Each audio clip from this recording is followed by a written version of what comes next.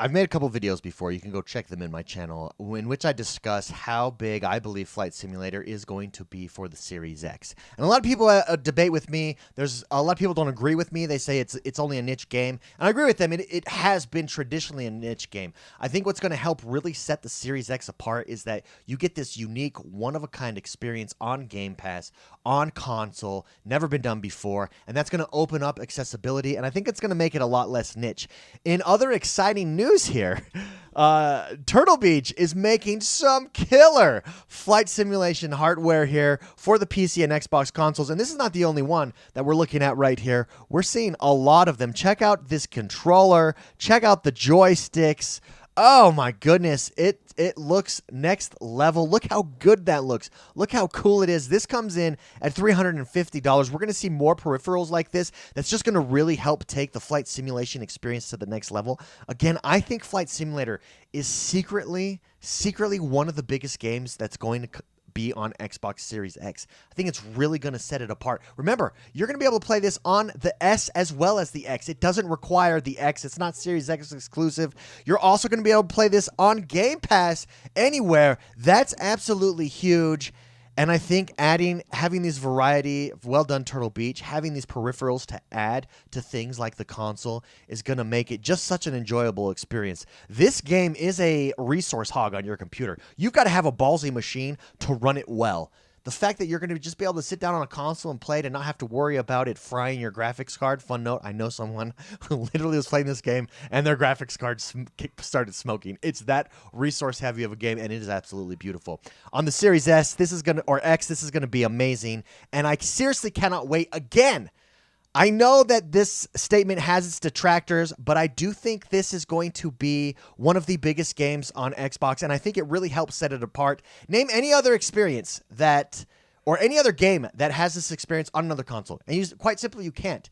It's amazing. It's one of the top reviewed games of all of Xbox's library the last couple years when it released last year on PC, and I think bringing it over to console and having it in the Xbox ecosystem is absolutely ginormous. On that note, we also did get some news on what frame rate Flight Simulator is going to be running on the Xbox Series X and S, and it is going to be at 30 frames per second. Now, a lot of people probably hoping for 60 frames per second.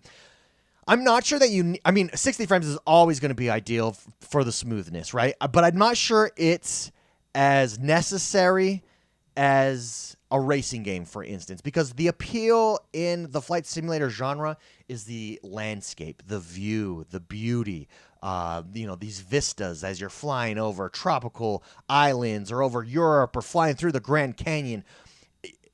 And so I'm not sure that 60 frames is as important, so I'm fine with that. As long as we just get that quality aesthetic there, I think this is going to be really, really good. This is a news story over at VG247, and they actually write that it's not surprising that it's going to be 30 frames per second on the Xbox X and S, as it's one of the most demanding, we talked about this earlier, demanding games on PC. Many setups struggle to maintain 60 frames per second. It's really, really interesting. I think this is good. I just wanted to mention this, that it has come out. It has been confirmed. Again, why are we talking about Microsoft Flight Simulator?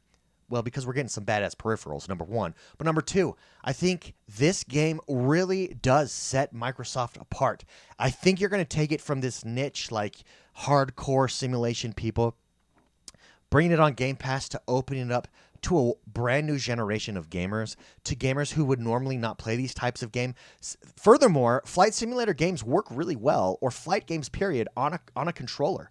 Look at some of the top games of all time. Let's look at a game like Star Fox. Star Fox worked because of how it felt at the time. You were in this spaceship doing battles and you could flip around. Look at games like Elite Dangerous or any space flight games out right now, No Man's Sky, and it just feels good on a controller.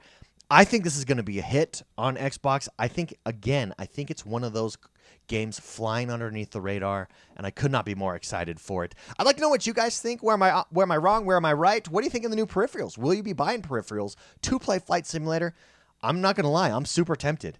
I'm super, super tempted. I think look at this. Look at these bad boys right there. Look at that thing. How awesome is that? That is so cool.